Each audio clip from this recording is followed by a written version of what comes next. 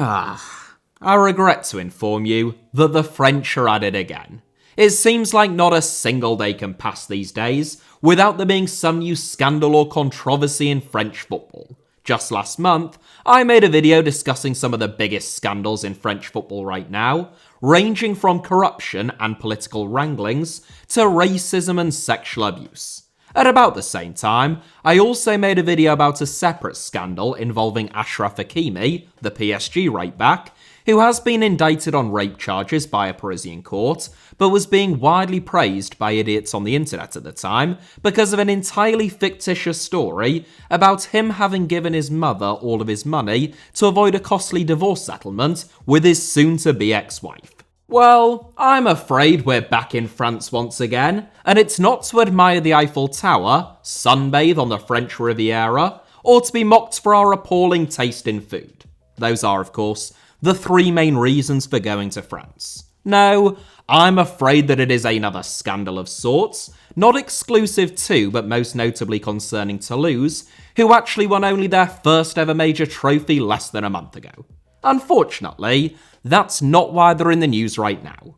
Gay people exist. So do bisexual and trans people. They've been around for ages now, but not everyone is happy about it. I'm not sure if this is your first time hearing about all of this, but there you have it nonetheless. Historically, LGBT people have had a pretty rough time of things. There was the Inquisition, that was bad, the Holocaust, arguably even worse, and centuries of barbaric persecution meted out for the heinous crime of being attracted to or falling in love with someone of the same sex. To this day, there are 64 countries in which homosexuality is still criminalised, at least 8 countries where it is still punishable by death, and even in those countries with less draconian laws, LGBT people often still face challenges, persecution, and discrimination not encountered by their heterosexual peers. For that reason, there are several social movements founded by LGBT people and their allies in an effort to combat that discrimination. One of them is the International Day Against Homophobia, Biphobia, and Transphobia on May 17th, and to coincide with that date, lots of organisations, including sports clubs and leagues, put on workshops, host events, or stage at least some kind of gesture against LGBT discrimination. One of those is French football's top 2 divisions, Ligue and Ligue 2, and all of their clubs, who once a year have rainbow-coloured numbers and sometimes names on their shirts, and rainbow captains' armbands in an effort to promote tolerance. Last year, though, then PSG and now Everton midfielder Idrissa Gana Gueye reportedly refused to play that weekend because of the campaign, and this year, players from 3 French clubs, Toulouse, Nantes, and Guingamp, followed in his footsteps, openly this time around, sharing posts on social media explaining their decisions. I have 1 or 2 views on this. Those of you who follow me on Twitter will not be surprised to discover, and today I wanted to share them with you all because, really, what is the point in having over 500,000 subscribers on YouTube if you can't have a bloody good rant to your followers every now and then, and it's also something that I care about? Of course, if it's not something that you care about, and you don't think that football or societal issues should ever collide, well, you are destined to a life of frustration and disappointment, as I have discussed at length on this channel in the past, but nonetheless, that is your prerogative, and this is your content warning now that other videos are available on this channel and elsewhere that don't mention homosexuality, feature any rainbows, or acknowledge the fact that football exists within a wider context at all. For everyone else, sit back, relax, and join me on a big old gay journey to France full of glitter, sparkles, better skincare routines, and Elton John. No, not really, but I'm sure that it'll be fun nonetheless. I would imagine that about half of you watching this aren't even familiar with the story that I'm talking about, so we'll just start by establishing the facts. Once a season, in Ligue 1 and Ligue 2, all teams participate in an anti-homophobia campaign in aid of the International Day Against Homophobia, Biphobia, and Transphobia, uniting behind the slogan Homo et hetero on porte tout le même maillot, which, those of you who paid attention in GCSE French, unlike me, will know, translates as Gay or straight, we all wear the same shirt. So far, so unremarkable. Well, as I mentioned in the introduction, last season, Idrissa Gana Gueye was conspicuously absent from PSG's fixture on the weekend of the anti-discrimination game. When quizzed on his absence, PSG manager Mauricio Pochettino cited personal reasons rather than any injury or fitness concerns, but refused to go into any more detail than that. Despite calls from the French Football Federation for Gueye to clarify what those personal reasons were, Gueye remained silent, receiving support from Premier League players like Cheikhou Kouyaté, Nampalys Mendy, and Ismaila Sarr for his perceived stance on the issue. The hashtag #WeAreAllIdrissa began trending on Twitter, with a mixture of support for Gueye's right to refuse to participate on the basis of free speech, and also explicitly homophobic vitriol which could come straight out of the mouth of Heinrich Himmler at a speech in Bavaria during the 1930s. It is a slight tangent here, but I have always thought that Gueye is an incredibly unfortunate surname for someone with the views on homosexuality that Gueye is alleged to hold. Nonetheless, that was 12 months ago. Gueye is no longer at PSG, he now plays for Everton, suggesting that maybe he doesn't mind getting sodomized on a near-weekly basis that much after all, but that doesn't mean that there were no players sharing his opposition this campaign. This year, at least 3 players declined to participate in the weekend's fixtures, with Toulouse's Zakaria Abaklal and Nantes' Mostafa Mohamed going public with their justifications. Abaklal took to Twitter and Instagram, writing, quote, "I have made the decision not to take part in today's game. First and foremost, I want to emphasize that I hold the highest regard for every individual, regardless of their personal preferences, gender, religion, or background. That is a principle that cannot be emphasized enough. Respect is a value that I hold in great esteem. It extends to others, but it also encompasses respect for my own personal beliefs. Hence, I don't believe that I am the most suitable person to participate in this campaign. I sincerely hope that my decision will be respected, just as we all desire to be treated with respect." Meanwhile, Mohamed wrote, in French, but seemingly in conjunction with Abaklal because the two statements were almost identical, quote, "I did not take part in the Toulouse-Nantes match today. I don't want to argue at all, but I have to state my position. Respect for differences would mean respect for others, respect for oneself, respect for what will be shared, and what will remain different. I respect all differences. I respect all beliefs and convictions. This respect extends to others, but also includes respect for my personal beliefs. Given my roots, my culture, and the importance of my convictions and beliefs, it was not possible for me to participate in this campaign. I hope that my decision will be respected, as well as my wish not to argue about this, and that everyone is treated with respect." End quote. I'm sure you would agree, there is an awful lot of respect in there, and when I say that, I literally just mean that the word respect is repeated 10 times. Abaklal, meanwhile, only managed to get it in 4 times. Bloody amateur. Honestly, no respect, that lad. I would imagine that despite my gentle ribbing, I said ribbing, Idrissa. Calm down, not rimming. There will be plenty of you who listen to me reading out those statements and think they both sound fairly reasonable, even if you don't necessarily agree with the stance adopted by either player. I disagree, and here's why. Ultimately, it doesn't matter how many times you just repeat the word respect or claim to have the highest regard for every individual and to respect all differences. If you boycott an anti-homophobia campaign, the inference is fairly unambiguous. If you don't think that you are a suitable person to participate in a campaign, the sole message of which is, please don't discriminate against LGBT people, the suggestion, nay, unequivocally in fact, that can only mean that you don't agree with the idea that LGBT people shouldn't face discrimination and abuse. Or, in other words, you think that they should be discriminated against and abused. That's a point that I really want to nail down because some people seem to be under the impression, or the illusion, that it was a pro-LGBT or LGBT pride event. Now, personally, I wouldn't have any issue with it if it was, but that wasn't the case. It is very clearly a campaign solely set up to combat homophobia, biphobia, and transphobia.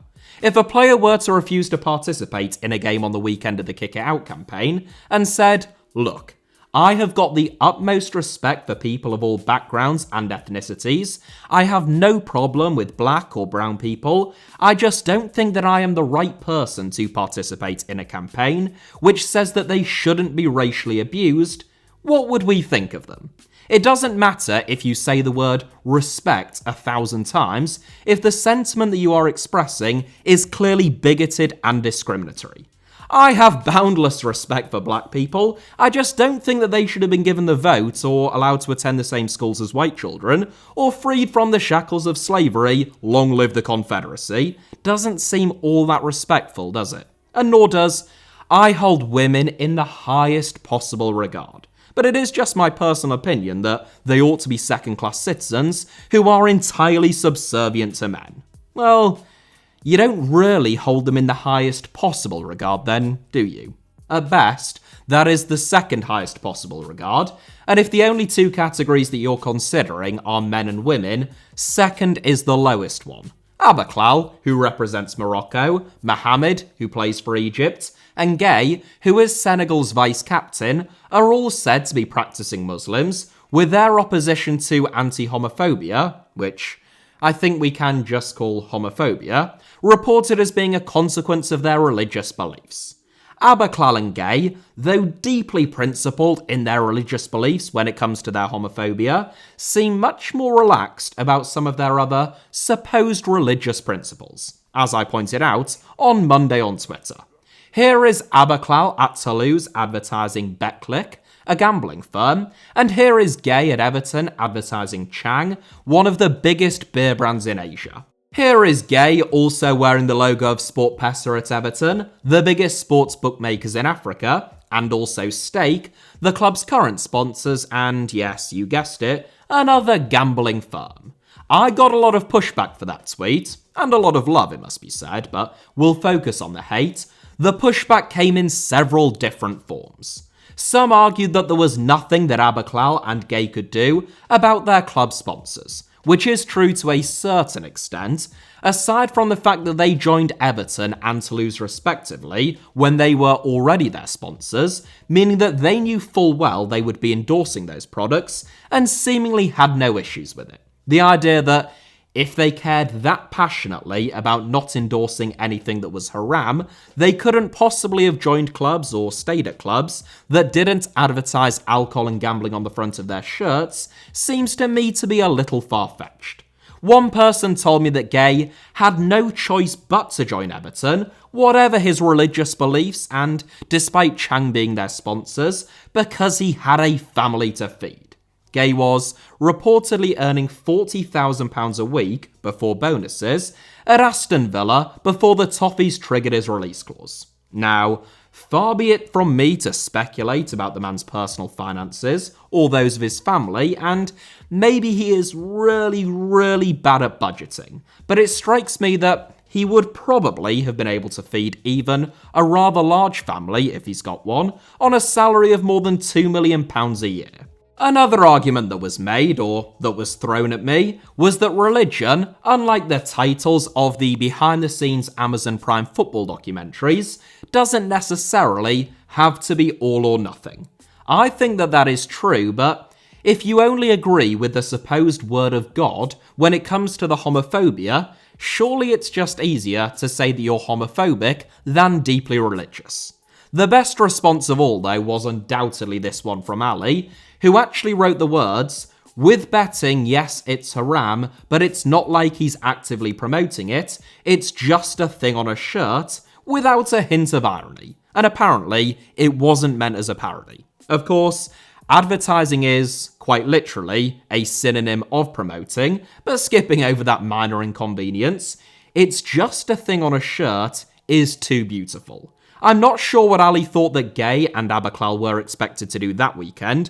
Go on a Pride March, attend a Barbra Streisand concert, or engage in a weekend of hedonistic homosexual lovemaking perhaps, but I can assure him now that it was also just wearing a thing on a shirt, which presumably means that he's all on board with it now. Admittedly, even as someone who is quite socially liberal, if it had been the other three, I would agree with Ali that it was probably too much to expect of players, even in the name of tolerance and equality. On a more serious note, beautiful Lampardian transition there, there will be lots of gay, bi and trans Toulouse, Nantes, Guingamp and PSG fans, and it is almost a statistical certainty that there will be at least one gay or bi player across those four teams' dressing rooms. What message does it send to them, and what must they be thinking that one of their players or teammates doesn't want to participate in an anti-homophobia campaign? Ironically, if you like, the few players who refuse to participate in the anti-homophobia campaign have only served to illustrate why it is required. One of the arguments that we often hear is that we don't need anti-racism, anti-homophobia or anti-misogyny campaigns because those problems have all been fixed. It is a ludicrous argument, of course, but just as fans racially abusing players in the wake of the Black Lives Matter campaign illustrated that, yes, racism is in fact still a very big problem in football, players refusing to partake in even the most basic gestures of solidarity, and fans engaging in rabid and often quite violent homophobia online goes to show why these campaigns are not only required, but are actually nowhere near sufficient. Homophobia has become an increasingly pertinent issue in French football in recent years, despite France itself having some of the most progressive LGBT rights in the world. In 2019, the authorities decided to crack down on the rising tide of homophobic chanting by abandoning games when such chants were heard, handing out fines and bans, and even jail time in the most extreme cases. That campaign, whilst controversial, was relatively effective. Hence the concern surrounding this recent perceived backward step. In response to Abaklal and Mohammed's refusals to participate at the weekend, they received widespread condemnation and support. France's sports minister, Amelia Oudot-Castéra, stated, "I think it is the responsibility of the clubs to take sanctions. During such an operation which involves all the clubs on the basic subject of non-discrimination, you have to show up." End quote. The UNFP, which is the union that represents French footballers, appeared to be a little bit muddled in their thinking, welcoming and celebrating the campaign, whilst claiming that it was ludicrous for players to be expected to convey a collective message. I'm not sure what they thought the campaign was, or how they thought that it should be expressed, but at least they've covered all bases, I suppose, pleasing everyone and no one at the same time. The Brest manager, Eric Roy, prompted the most controversy by describing the campaign as outrageous. Roy's objection wasn't actually to the substance of the campaign, namely opposing homophobia, but rather to its timing. Roy said that he had no problem with the campaign itself, but that it shouldn't come at such a crucial time when his players were fighting relegation. Roy has been out of first-team management for over 12 years before taking over at Brest earlier this season, so perhaps he is still getting back into the swing of things, but I'm not sure how distracting he thought his players would find playing with their numbers being rainbow-coloured rather than in block white. The answer, it transpired, was not very. They beat Auxerre 1-0 in only their 9th win of the season. Perhaps they should think about incorporating the rainbow into their kit more often. One of the responses that I got to my tweet was, firstly, that the campaign was actually some kind of LGBT recruitment drive, and then that bled into what has become quite a popular idea in some circles, that there is a concerted effort throughout the West to turn kids gay or trans or whatever else, not by putting chemicals into the water, as Alex Jones once theorised, but by being less homophobic.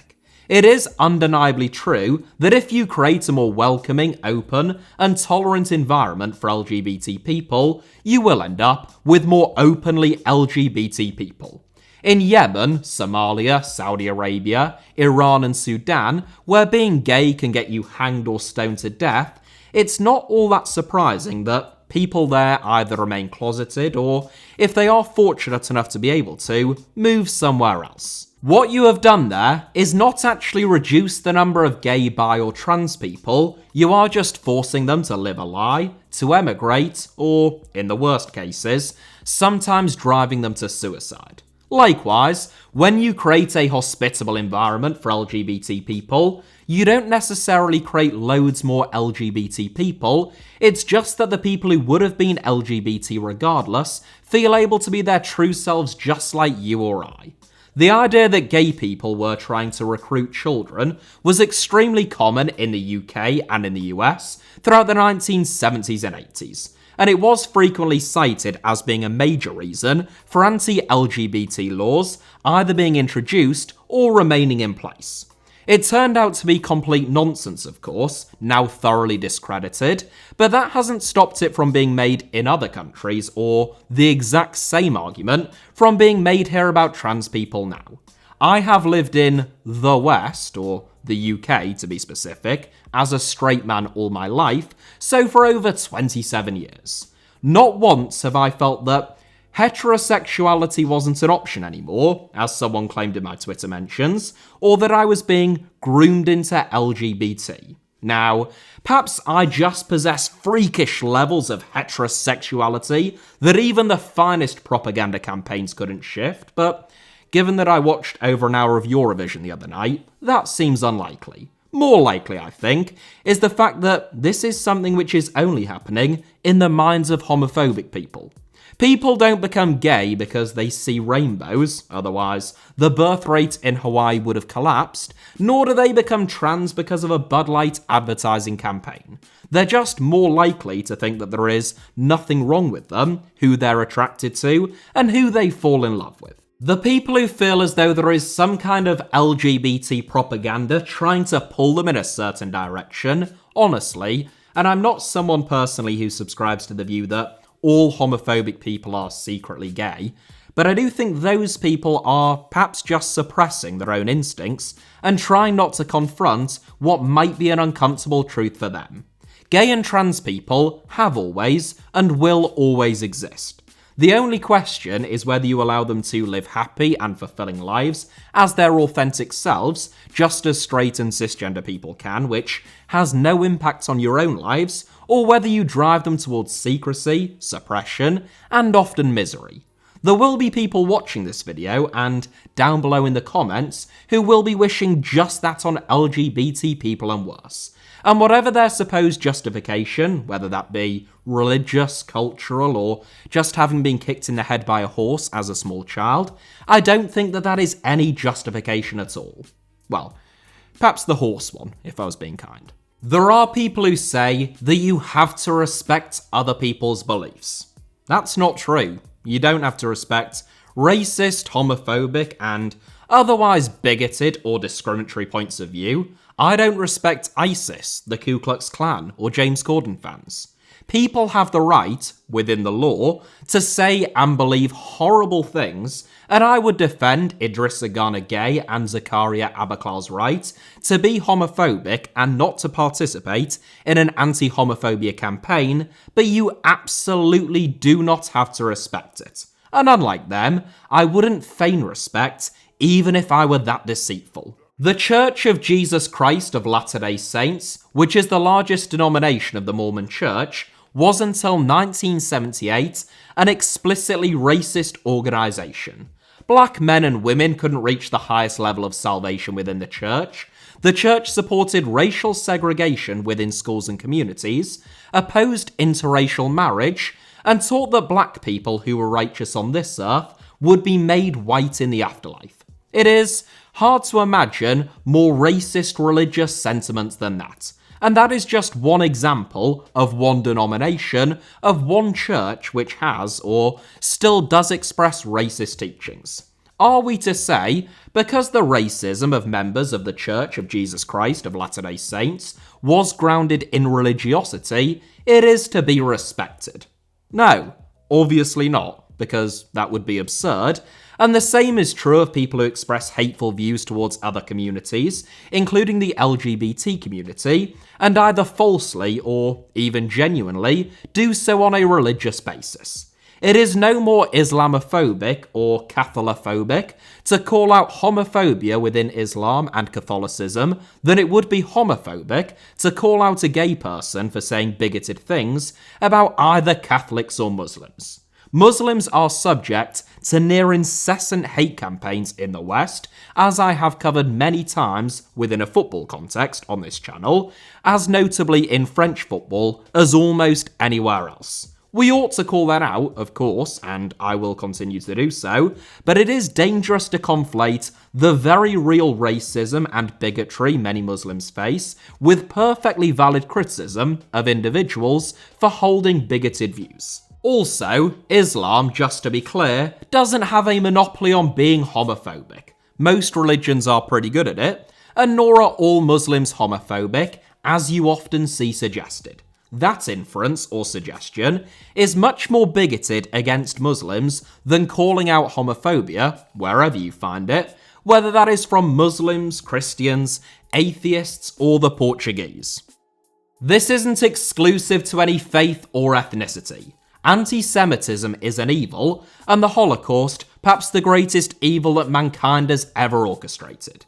That doesn't change the fact that Henry Kissinger, a Jew who fled Nazi Germany with his family at the age of 15, is a monstrous, murderous war criminal and scumbag who ought to have spent the last 50 years behind bars. There are lots of people who don't like the comparison of homophobia, biphobia, and transphobia with racism or xenophobia, invariably, because they see race as being an immutable characteristic that you're born with, and sexuality or identity as being a choice. We know that that isn't true, though. Sexuality isn't a choice, acting on it might be, but that is something quite different, and we know for a fact that people's religious affiliations, of all faiths, are much more fluid and prone to change than people's sexuality. Roughly half of people in the United States, which is where we have the best data, espouse a different religion, or no religion as adults, to the one that they espoused in childhood, whereas the vast majority of people, gay or straight, know their sexuality in their teens and will never change, despite the best efforts of conversion therapy in some instances. Ultimately, this story concerns not even a handful of relatively no-mark players. There are around 1,000 players in leagues under, and just 3 that refuse to participate in an anti-homophobia event, one of whom deleted his justification on Twitter after I ratioed him into oblivion. That means that 99.7% of players did participate, and we're not talking about Messi, Mbappe, or Sergio Ramos refusing to participate, which would obviously be much more damaging. Prominent LGBT allies in football, meanwhile, include much bigger names like Jordan Henderson, Jurgen Klopp, and Richarlison. Overall, as Martin Luther King Jr. once said, the arc of the moral universe is long, but it bends towards justice. Life is hard for a lot of LGBT people right now. I know firsthand from some of the messages that I received following those tweets, but they will win and bigots will lose.